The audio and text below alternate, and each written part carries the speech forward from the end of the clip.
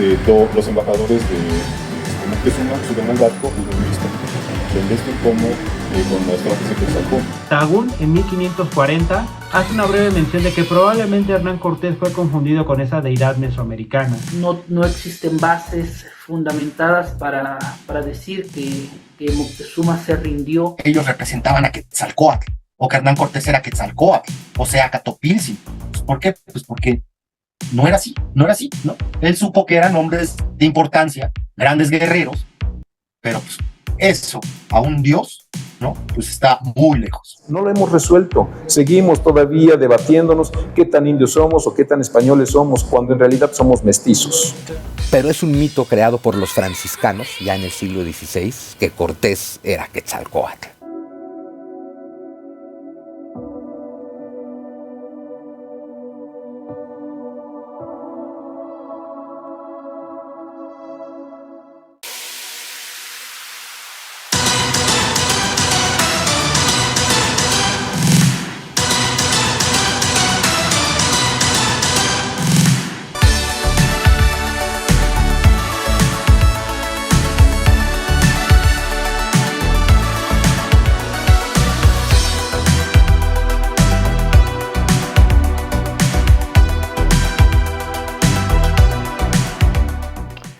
¿Qué tal, muchachos? Bienvenidos sean a la continuación de este especial de la conquista, en donde estamos explorando con todas estas versiones multiversales del faraón, buscando estas respuestas a las inquietudes relacionadas a la conquista de México. Hemos estado revisando propiamente la interpretación de acontecimientos y también el quehacer de ciertos personajes. Si has estado viendo este serial, primero que nada, muchas gracias. Y también, pues agradecerte que lo estés compartiendo y sigan comentando y dándole like. La otra cuestión también es que, pues, en la clase pasada, como pudimos ver, estuvimos revisando la figura de Hernán Cortés. Tiene muchísimas interpretaciones, su forma de ser, su qué hacer y sobre todo, chicos, lo que logró. Al final de cuentas, conquista una parte importante de Mesoamérica, más no todo México, y comienza un proceso de expansión de, pues, los castellanos. Los castiltecas logran vencer en el futuro a los aztecas bajo medios y métodos que son considerados a veces pues de dudosa procedencia moral. Algunos consideran que solamente utilizaron argucias, trampas, manipulación para poder conseguir sus propósitos, y en medio de esto aparece la figura de Quetzalcóatl, en la cual pues existió una acusación acerca de que se utilizaron este mito los españoles, o bueno, los castellanos, los extremeños, para poder sacar provecho de esta situación un tanto ventajosa y darle explicación al por qué y de dónde vienen ellos. Estuvimos revisando la opinión de diferentes autores y pues las conclusiones son de ustedes. Así es que vamos a ver el día de hoy a otra persona que es considerada pues la madre de las mezclas mestizas entre españoles e indígenas. Otros la consideran una traidora, una mujer que solamente trajo desgracias a este país colaborando con los españoles, pero también están aquellos que mencionan que ella fue parte de una maquinaria que se estaba estableciendo y que solamente hizo pues lo que le tocaba, que no es que tuviera una especie como de elección o no sé. Y sí, sabrás que estamos hablando de la Malinche. La Malinche es la figura conocida como traidora, también como esta parte subyugada de los indígenas, la mujer que violaron, la mujer que utilizaron. También es una mujer inteligentísima. Recordemos que ella hablaba 3 idiomas. Habló el náhuatl, habló el maya y posteriormente habló el español. También hay que reconocerle que ella fungió más que como una simple traductora, también apaciguaba las aguas en medio de discusiones y demás. Vamos a ver a uno de los expertos en el tema, al profesor Agustín Márquez, quien nos dirá un poco acerca de qué ocurre con la figura de la Malinche, porque la pregunta de hoy es: ¿consideramos decisivo el papel que jugó la Malinche en medio de esto?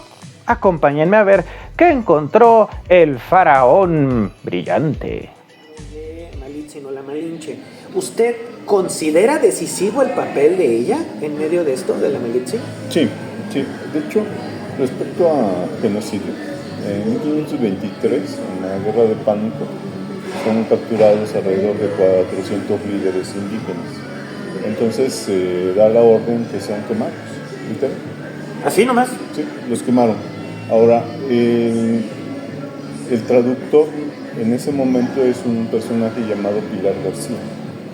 Él habla con los indígenas que van a ser ejecutados y ellos le dicen, oye, pero están acusados de haber asesinado a la gente de Garay. Y entonces le dicen a Pilar García, no, pero nosotros los matamos porque Hernán Cortés nos los pidió, que asesináramos a la gente de Garay. Garay y Cortés son rivales. Garay es el gobernador de Jamaica, que está peleando el norte de Veracruz, el mismo territorio que está Hernán Cortés señalando que él llegó primero. La corona finalmente dice, el que llegó primero fue Garay, pues tiene derechos ante la corona Garay, pero militarmente Cortés tiene más fuerza.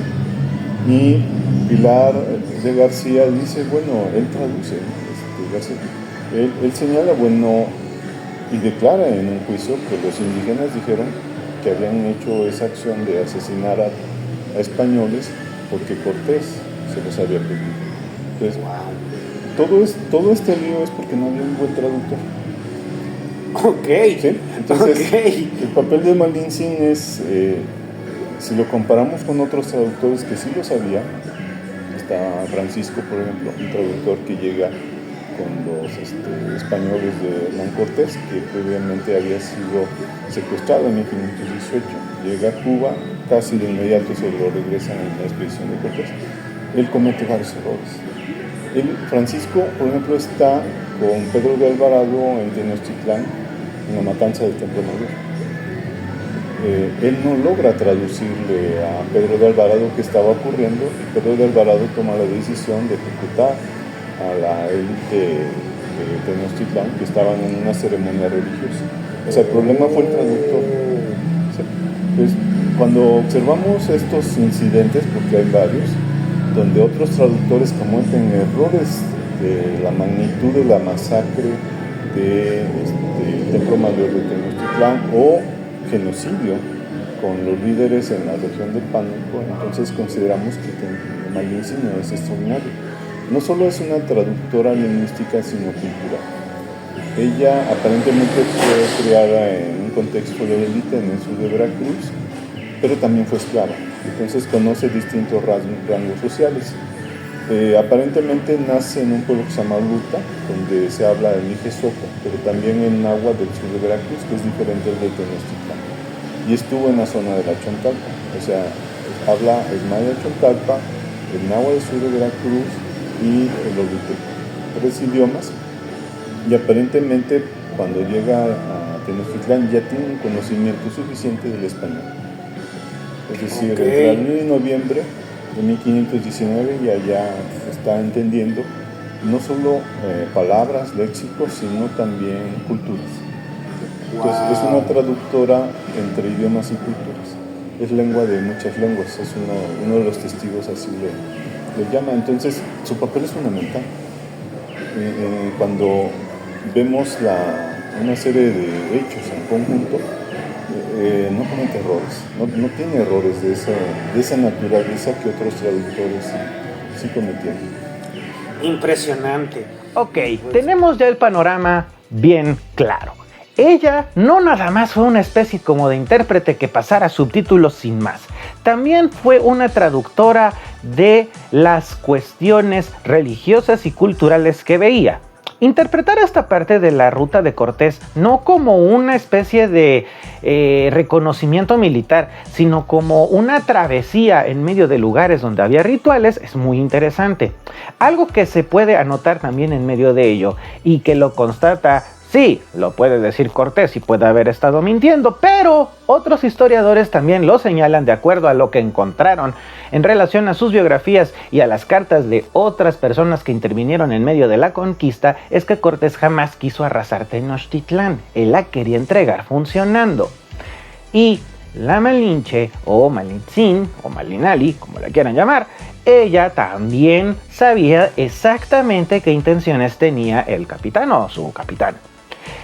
Hay una cuestión que está muy en boga últimamente, que tiene que ver con la interpretación que le dan en series, en libros y en otros medios, en el cual vemos cosas como estas, en donde pareciera que la Malinche solamente fungió como una especie de ayudante amante de Cortés. No puede haber algo más desagradable que esto, porque recordemos algo, si ustedes revisan las biografías de ambos personajes, podrán ver que ellos sí tuvieron un hijo, que ellos fueron pareja solamente hacia el final de la conquista. No es cierto esto de que Malinche fue una amante apasionada de Cortés y creía todo esto. No, esto ocurrió hasta el último. Recordemos que pues yo creo que la situación nos estaba prestando como para andar flirteando o ligando, dijera la chaviza. Y pues también hay que ver el papel que ella estaba fungiendo. Vamos a ver qué nos puede decir el querido Enrique Ortiz, Tlatuani Cuauhtémoc, acerca de esto. ¿Considera usted decisivo el papel de Malintzin o Malinche? Durante el proceso de la conquista de Tenochtitlan, más no de México, porque la conquista de los grupos indígenas que actualmente ocupan el territorio nacional duró hasta el siglo XX, ¿no? Cuando todavía Victoriano Huerta estaba combatiendo contra los mayas, cuando se libraba la guerra de castas, y cuando en el Porfiriato todavía se estaban masacrando a yaquis y mayos, ¿no? No confundamos que la conquista de Tenochtitlan con la conquista de México. La conquista de Tenochtitlan duró 3 años. La conquista de México, pues, duró más de 4 siglos, ¿verdad? Hasta bien entrado el siglo XX, todavía en el Porfiriato, ahí se estaba librando una guerra contra apaches y comanches. Dicho esto, hablando de la conquista de Tenochtitlan, doña Marina fue una pieza clave para Hernán Cortés y sus intenciones.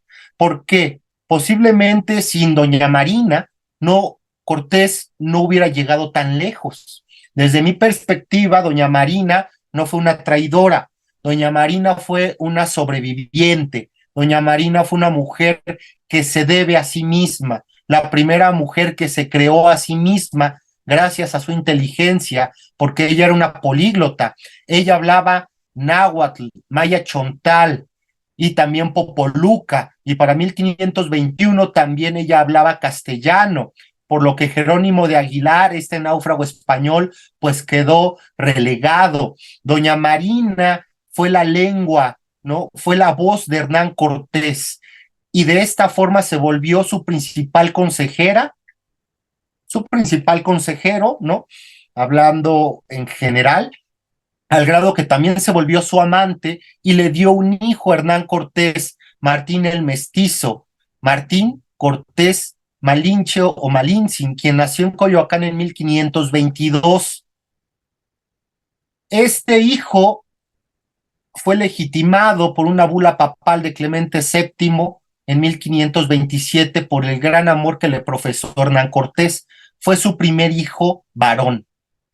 Doña Marina fue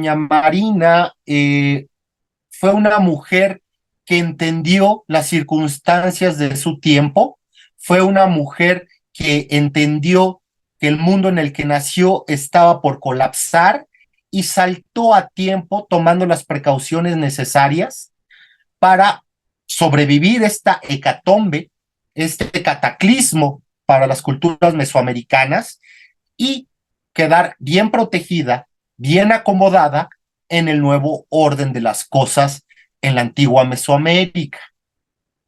Desde mi punto de vista, no fue traidora, porque ella nunca rindió pleitesía o vasallaje a los mexicas. Ella nació y vivió cerca de Coatzacoalcos, en una población llamada Oluta o Painala. Ella, si no hubiera llegado Hernán Cortés, posiblemente nunca hubiera conocido Tenochtitlan o nunca hubiera viajado a lo que actualmente es la Cuenca de México. Ella hubiera vivido y muerto, pues, cerca de Coatzacoalcos, posiblemente en los actuales territorios de Campeche, Tabasco, y hasta allí hubiera llegado. Finalmente, como lo dije, para terminar esta pregunta, doña Marina fue una sobreviviente. No sabemos cómo, en qué circunstancias, ella acaba siendo una esclava en Xicalanco. No sabemos si su propia familia la regaló o si ella escapa de casa y es capturada por unos tratantes, por unos tratantes de esclavos, quienes la llevan a Xicalanco. Ahí ella seguramente que fue abusada sexualmente, ahí ella también fue usada como parte de la servidumbre de algún señor, de algún noble, tal vez haciendo tortillas, tal vez cargando leña y agua, tal vez haciendo textiles, ¿verdad? Pero sin duda alguna que también fue abusada sexualmente. Entonces, pues una vida difícil para esta mujer, y sin embargo, lo que ella hace, lo que ella logra, pues es algo inaudito en las páginas de la historia universal. ¿Cuántas mujeres de la esclavitud llegan a ser mujeres poderosas, ¿no? Que incluso los mismos indígenas después de Tenochtitlan buscaban su consejo y su protección. Posiblemente ella muere en 1526-27 como una víctima más de las epidemias de sarampión o de viruela o de cocolixtli, aunque el historiador inglés Hugh Thomas comenta que en un archivo en España encontró información, correspondencia, donde todavía mencionan, ¿no?, que ella vivía para 1550. La realidad es que no existe información fehaciente para saber en qué año murió. Muy, muy interesante la figura y que hoy en día se está revisando y poniendo estas cuestiones sobre la mesa. El hecho de que ella no funciona como una traidora, ella realiza el trabajo que le piden y lo desempeña formidablemente. Pero aquí entra otra cuestión, otra preguntita. ¿Quién es o quién o cómo es que este personaje, esta figura, pasa a ser un villano? ¿Doña Marina? Así es. Pues por un mal enfoque de la historia, sobre todo toda esta idealización de lo indígena, en donde los tlaxcaltecas y Malinche o Malintzin, pues son traidores, ¿no?, a la raza de bronce, toda esta educación de los regímenes y los gobiernos postrevolucionarios, donde se enaltece todo lo indígena y se desprecia todo lo español, donde, pues bueno, se ve de manera miope la historia, donde hay héroes y villanos, ¿no? Donde no hay una escala de grises. De ahí viene esto, incluso el propio Octavio Paz en su El laberinto de la soledad, pues hace un escrito, ¿no?, un ensayo sobre el malinchismo, sobre Malinche, sobre la chingada, sobre la madre de los mexicanos, el mestizaje, y sin duda alguna sí, que el origen de los mestizos en gran medida viene de violaciones masivas de indígenas, de mujeres indígenas por parte de españoles. Pero regresando a la cuestión de doña Marina, pues bueno, ella no puede cargar con este estigma. Ella fue una sobreviviente, ella fue una mujer de gran conocimiento, una mujer de gran valor, porque sobrevivió a muchas batallas, y lamentablemente pues no contamos con ninguna imagen, con ningún retrato, ¿no?, donde detallado, donde se puedan apreciar sus características físicas, lamentablemente, ¿no? Ella aparece en distintos códices, pero no tenemos una imagen más clara de su rostro, ¿no?, cómo lució ella. Una lástima, pero finalmente estamos como que recuperando esta historia, ¿no? A partir de las divulgaciones, divulgadores como usted y otras investigaciones que pues nos están dando otro enfoque, ¿no? Y que podemos ofrecerlo aquí a las personas que nos ven. Y bien, ¿qué es lo que nos señala el profesor Zunzunegui con el faraón dorado? Estimado faraón, se me fue una pregunta y tal vez una de las más importantes, ¿no? El papel de Malinche El papel de Bolinche es bien importante comprenderlo, pero también es muy importante comprender que es ante todo un tema simbólico. Es decir, por cómo fue la historia de eso a lo que hoy llamamos conquista, pues sí, Doña Marina juega un papel fundamental. Doña Marina, que nunca se llamó ni Malintzin, ni Malinali, ni nunca sabremos cómo se llamaba. Sabemos cómo la bautizaron, Doña Marina. Nadie sabe cuál era su nombre original. De Doña Marina se cuentan cualquier cantidad de historias cuando la información de ella está en 2 párrafos. Pero bueno, por cómo fueron las cosas, pues claro que existiera Doña Marina con esta inteligencia, con esta habilidad de comprender tan rápido las lenguas, más su habilidad diplomática, ella fue fundamental para la conquista, fundamental a un nivel que no somos capaces de imaginar. No podemos quedarnos con la idea de que era una simple traductora, como si eso fuera simple, pero ya sabes, Cortés habla y ella traduce, Moctezuma habla y ella traduce, claro que no. Ella entiende que estos 2 hombres, Moctezuma y Cortés, no tienen cómo entenderse. Culturalmente hablando, no tienen nada. Ella ha ido comprendiendo a Cortés y a los españoles y sus modos, sus maneras, sus protocolos, su forma de entender el mundo. Y ella conoce la forma de comprender el mundo de los mexicas y los pueblos náhuatl. Cortés dice algo, Marina lo escucha. Marina tiene que entender lo que Cortés dijo, lo que Cortés quiere decir, lo que Cortés quiere obtener, y al mismo tiempo entiende, yo no le puedo decir esto a Moctezuma porque aquí se nos vuelve loco, entonces ya escuché a Cortés, ahora yo digo lo que tengo que decir. Y Moctezuma contesta, y seguramente pasó muchas veces, ¿no? Que la respuesta de Moctezuma, Marina entiende, yo no le puedo decir esto a Cortés, y entonces tiene que estar adaptando. Además de que es la estratega, porque al final van por donde ella les dice, hacen lo que ella les dice, es realmente la conquistadora. El papel de Marina es fundamental. Es fundamental también quitarle ese papel que se le ha dado históricamente de traidora. No hay a quien traicionar. No hay una patria a la cual traicionar. No existe México. Lo único que está ocurriendo aquí es la conquista de un solo pueblo, los mexicas. Los mexicas son los que arrancan corazones, comen muslos, sacrificios humanos, canibalismo ritual. Derrotar a ellos no es traición. Es que eso es fundamental comprenderlo. Derrotar al que te oprime, al que te mata, eso no es traición. Además de que no existe un país ni un pueblo unificado. Doña Marina es de un pueblo sometido por los mexicas. No está traicionando a nadie. Y a ver, y Doña Marina no es la única. A Cortés se le suman los totonacas, los empualtecas, Doña Marina, los tlaxcaltecas, hasta los texcocanos, que eran aliados de los aztecas, los huecotzincas, los cholultecas, hasta los purépechas, que ni siquiera tenían vela en este entierro, se acaban uniendo a Cortés. Todos odian a los mexicas en esta Mesoamérica.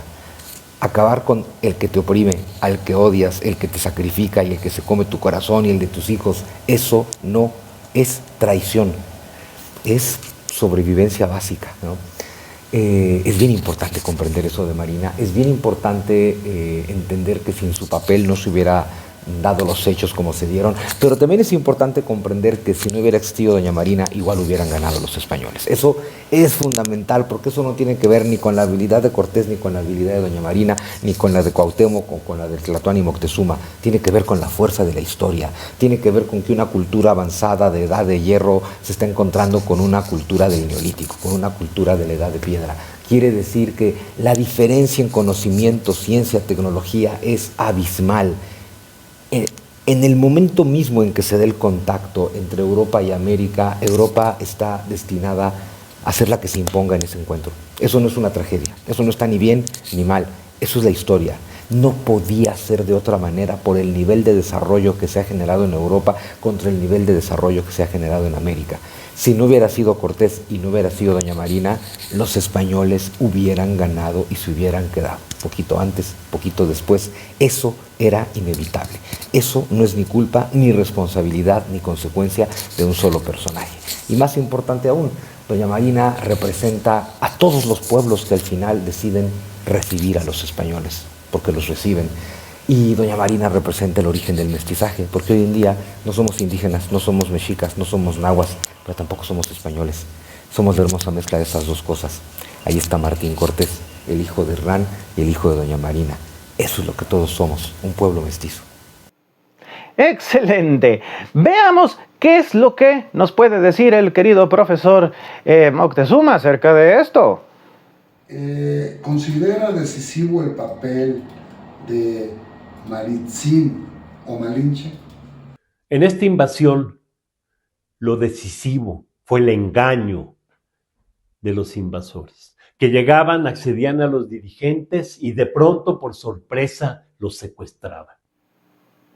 Como pueden notar, muchachos, hoy en día el papel de la Malinche ya se ha rehabilitado un poquito, porque en temporadas pasadas, en épocas pasadas, incluso el término malinchismo hacía referencia o hace referencia al gusto por lo extranjero, al cambiar las costumbres propias por las que vienen de otros lados. Ese término siempre se le da a las personas que tienen preferencia por manifestaciones culturales de otro lado o prefieren la música que viene de, generalmente, de Estados Unidos o de los europeos, etcétera, etcétera. Y también podemos ver, muchachos, que en medio de estas interpretaciones históricas que ha habido, siempre se busca utilizar una banderita para poder justificar ciertas cosas. ¿Pero qué estamos justificando con ello? ¿Que las mujeres indígenas no tuvieron siquiera algún tipo de forma de defenderse o de ser? Hay una cuestión que algunas historiadoras nos han señalado. Se ha reconocido menos la importancia de los cientos o miles de mujeres que fueron regaladas a los españoles como esclavas, como servidoras, parientes y esposas, y aún menos de las nacidas como varones que vivían como mujeres y que también fueron entregadas a los expedicionarios. Hablamos de las mushes.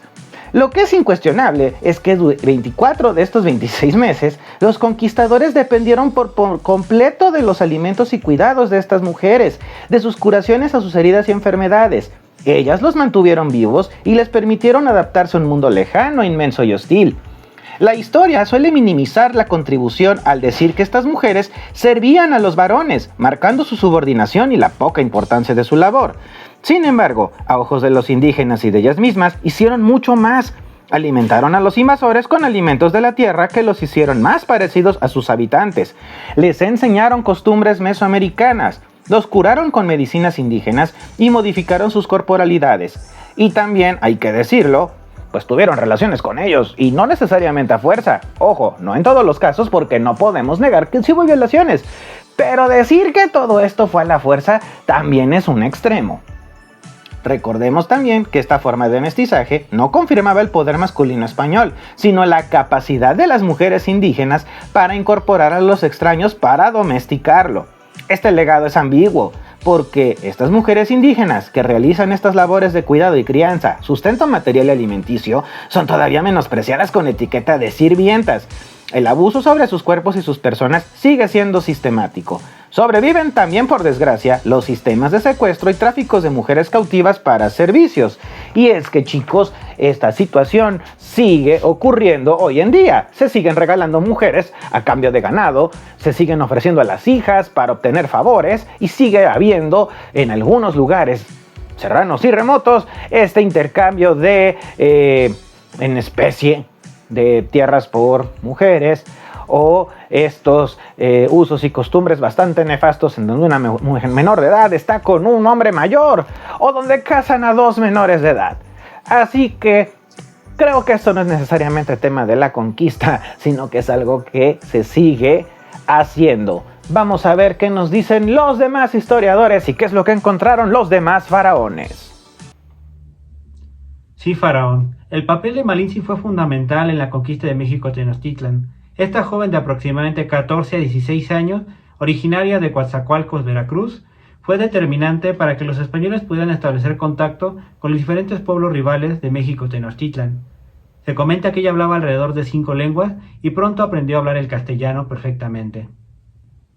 A pesar de ser una figura importante en la conquista, se sabe muy poco de ella y lamentablemente ha sido objeto de polémica. Para algunos, Malinche es la traidora de México, a pesar de que en esa época es difícil poder decir que existía una unidad política como hoy la entendemos. Para otros es la madre del mestizaje, a pesar de que desde hace décadas la idea de raza ha sido superada, aunque recientemente han existido esfuerzos para cambiar la percepción de la Malinche, alejada de las visiones esencialistas y simplistas de la historia. Han rescatado su papel como una superviviente de la esclavitud, tratando de conseguir su libertad, a cambio de negociar con los diversos pueblos rivales de México Tenochtitlan para tratar de buscar su lugar en este nuevo orden. Si bien Malinche fue fundamental en interpretar y negociar con los diversos pueblos rivales, también ella fue parte de las estructuras que oprimieron a diversos pueblos que lamentablemente perdieron en su guerra contra los españoles.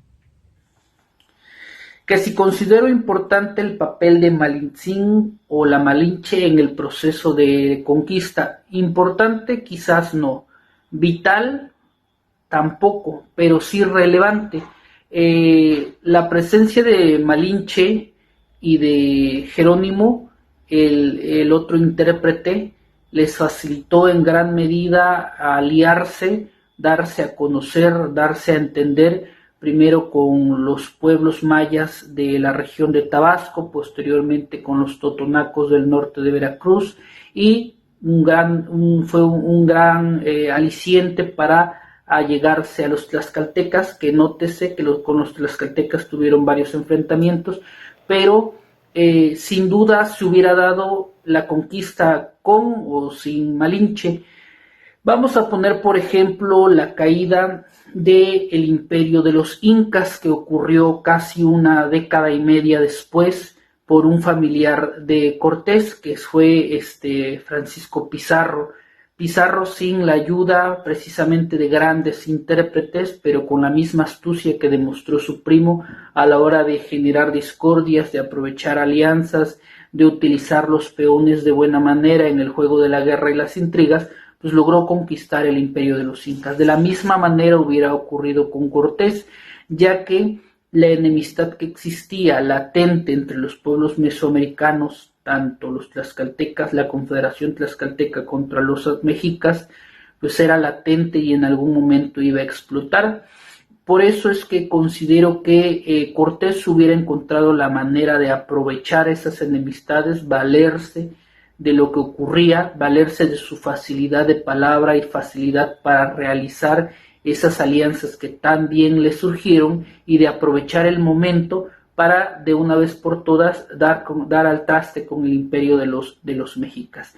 Tarde o temprano lo iba a lograr.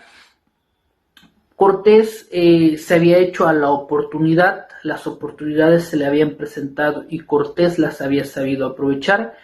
Un ejemplo latente de eso fue la forma en que abandonó la isla de Cuba, apoyado por su benefactor, Diego Velázquez, y aprovechando el momento y la situación, cuando se sentía fuerte, cuando sentía que la balanza se estaba inclinando hacia su favor, pues hizo el famoso mito de quemar los barcos para evitar que nadie escapara, y de ahí de las playas veracruzanas hacia adelante.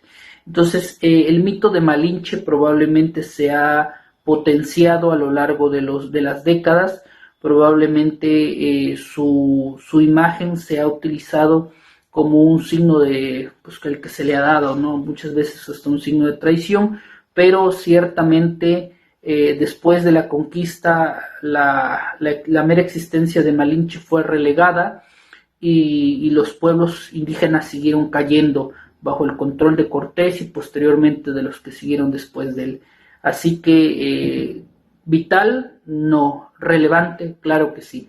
Facilitó las cosas y probablemente hizo que la conquista del Imperio Azteca, que ocurrió en cosa más de año y medio, sin ella se hubiera alargado probablemente unos 2-3 años, pero al final de cuentas la situación no hubiera ocurrido. La pregunta aquí es, ¿fue importante el mito de Quetzalcóatl para el propósito de Cortés? Digamos que en términos sencillos pudiera parecer que sí. Pero recordemos, hay un bellísimo trabajo también de Miguel León Portilla, justamente, que se llama La visión de los vencidos, un libro bellísimo, en el cual él rescata justamente de fuentes indígenas cuáles habían sido estas señales, estas, digamos, malos augurios que habían ocurrido antes de la llegada de los españoles, y no solamente es, digamos, la identificación de Cortés con Quetzalcóatl, sino que hay una serie de elementos, ¿no? El incendio del Templo Doble en Templo Mayor, cae un rayo, dicen que se incendia, es una mala señal. En la laguna de Texcoco es capturada una garza, la garza lleva una peineta, una especie de diadema, en la diadema lleva un cristal, una especie de espejo, se la llevan a los sacerdotes y ellos ven a través de ese espejo una especie de escena muy extraña, ¿no? Entre bruma, ven como unos hombres, mitad caballo, mitad ser humano, se acercan, lanzan fuego por las manos, van destruyendo todo a su paso, es otra mala señal, ¿no? Y de repente hay personas que nacen con 2 cabezas, bicéfalas, es otra mala señal. Se escucha a la digamos, al antecedente de la Llorona, llorar por las acequias, los ríos que, bueno, como tú bien lo sabes, Templo Mayor pues no tenía calles, sino que tenía pequeñas acequias, ríos, canales. Estaba construida a partir de la técnica de Chinampas en el lago Texcoco, y se dice que lloraba y gritaba: ay, pobrecitos de mis hijos los mexicas, se lamentaba por sus hijos. Entonces, si te das cuenta, hay un montón de cosas que nos rescata León Portilla para tratar de explicarnos cómo es que quizá un poco las premoniciones, un poco esta parte mítico-mágica y también la leyenda de la Piedra del Sol, mal llamada calendario azteca, que tiene justamente ese propósito, marcar el inicio y el final de cada era. Entonces, había una serie de elementos que te decían que la vida era cíclica y en algún momento esa era que ellos estaban viviendo tendría que terminar. Y es entonces que coincide con la llegada de los españoles y lo ven como, el final de una era. Entonces, no es tan sencillo como decir que lo pensaron que era Quetzalcóatl y entonces lo adoraron como si fuera el dios que se había alejado por el oriente. No es tan sencillo. Hay más elementos que pueden ayudar a entender la sorpresa y también pues el avance de las fuerzas españolas, ¿no? Pasando a esta otra parte, ¿considera usted decisivo el papel de Malitzin o Malinche en medio de esta empresa? Bueno, yo creo que todos los sujetos que están inmersos en un proceso, pues son partes fundamentales. Yo no podría decir esto fue más importante o este sujeto más importante. Por supuesto que hubo protagonistas y una protagonista en ese sentido es Malitzin, pero Malitzin forma parte del entramado que tuvieron que construir para controlar aquello, para dominar aquello que les era desconocido y que necesitaban un conducto, necesitaban un canal de comunicación que enlazara a las dos partes, ¿no? En este caso, el mundo antiguo mexicano o mexica que estaba en este territorio y ellos que no comprendían el idioma, que no comprendían la religión, las costumbres, la forma de ser, la forma de vivir, tenían que encontrar un vínculo. Esto se da mucho en los procesos históricos, ¿no? Y por supuesto que en la guerra, ¿no? Que ya estaban ellos en la guerra de conquista y en el de dominio, tenían que tener un intérprete que les descodificara ese mundo que no comprendían y que fuera una interlocución válida. De ahí la figura que pudo haber sido otra mujer u otro hombre que sin duda los hubo, que no pasaron tanto a la historia en este sentido, pero que comprendieron rápidamente el código de comunicación y que trataron de entrelazar. Posteriormente lo harían los misioneros franciscanos que inmediatamente emplearon el idioma, aprendieron el idioma para poder comunicar lo que querían.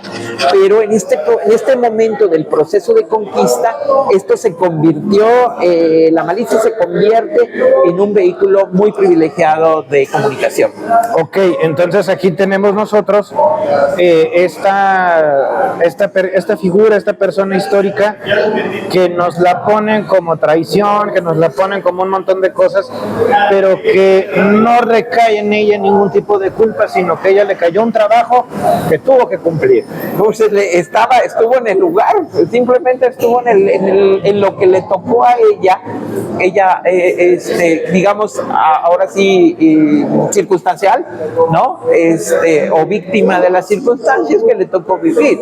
Ella no tenía ninguna adhesión al imperio mexica, por ejemplo, ¿no? Ella venía de un trato de esclavos entre las mismas etnias, entre los mismos habitantes, por supuesto que ella no tenía, ella incluso podría haber sido enemiga natural de los mexicas porque las circunstancias de su propia vida así lo hicieron, ¿no? Claro.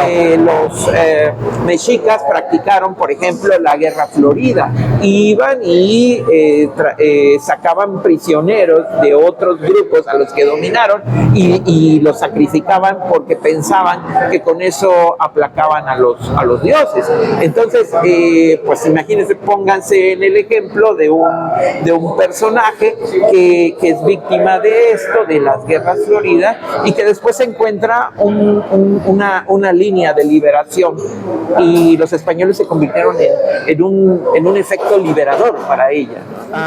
¿Usted considera decisivo el papel de la Malinche o de Malitzin?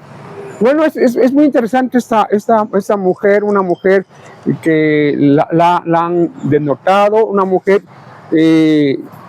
con una inteligencia, ahí se prueba la inteligencia, una mujer bilingüe, una mujer que siendo princesa en el sur, cómo la venden, cómo llega a manos de los conquistadores, y que es fundamental para la consolidación de la conquista allá con el emperador el 8 de noviembre de 1519.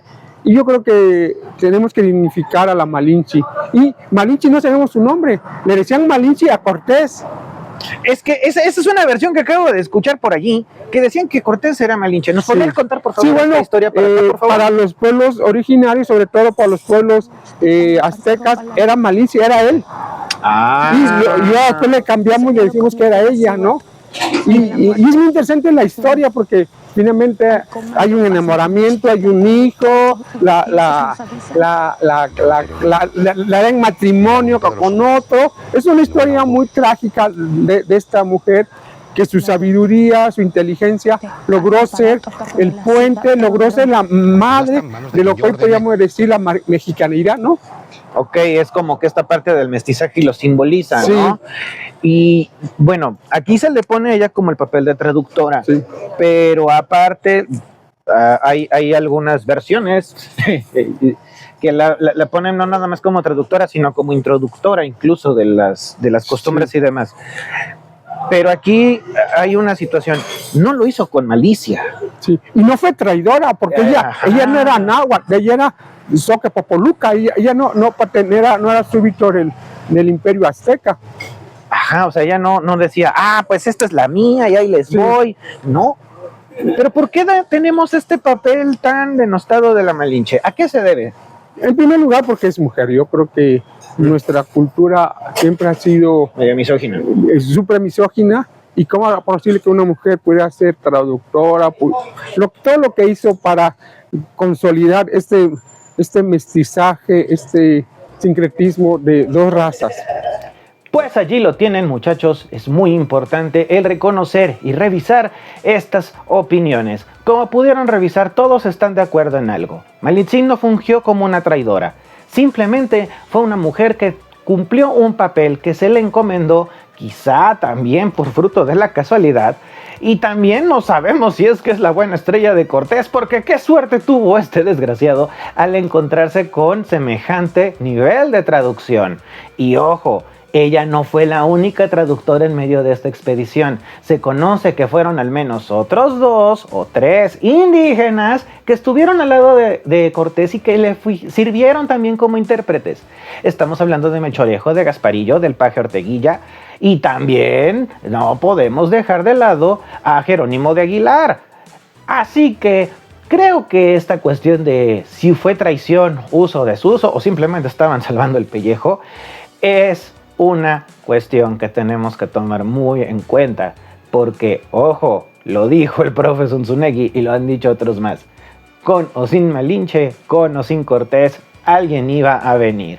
Pero aquí es donde dejamos pues el programa, porque viene la siguiente parte, tal vez última, tal vez penúltima, vamos a ver cómo nos va, porque falta ver ¿qué podemos nosotros aprender de ello y cuál es la importancia de conocer esto? Y sobre todo, ¿cómo podemos abordar este tema de una forma objetiva? Lejos de ideologías, lejos de esas formas de pensar que nos pueden poner quizá algunos autores de decirnos que todo lo malo viene de España y también están los que dicen que todo lo bueno viene de allá. Entonces, ¿cómo podemos entender esto de una manera objetiva? No se pierdan nuestros siguientes episodios porque vamos a continuar con estos expertos, con estos escritores, con estos analistas, con estos grandes historiadores que hicieron el favor de acompañarnos y de colaborar con este canal, así como nuestro Faraón Prime. Dios lo bendiga, el querido José Luis Barajas Faraón. Y pues nos estamos viendo en la próxima. Soy el Faraón y nos vemos en el próximo video. Pedro, ¿sabes cómo me llaman los indios? Ya lo saben todos. señor Malinche. Por ella.